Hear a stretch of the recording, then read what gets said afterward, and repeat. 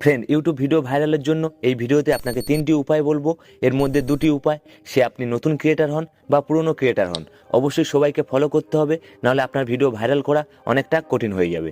তা চলুন বন্ধু, প্রথম উপায়, আপনার ভিডিওর জন্য ভালো টাইটেল লিখতে হবে। দেখুন, একটি ভালো টাইটেল লেখার জন্য আপনি একটি কাজ করতে পারেন।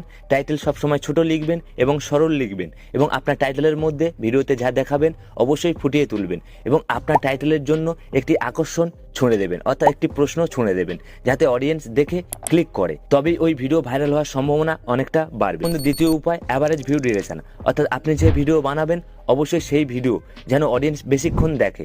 বন্ধু মনে রাখবেন, আপনি যদি 1 মিনিটের ভিডিও বানান, অবশ্যই অডিয়েন্স যেন ওই ভিডিও 40 সেকেন্ডের উপরে দেখে, তাহলে ওই ভিডিও ভাইরাল হওয়ার সম্ভাবনা অনেকটা বাড়বে। এবার আপনাকে 3 নম্বর উপায় দেখাবো। প্রথমে আপনি ওয়াইট স্টুডিও ওপেন করে নিন।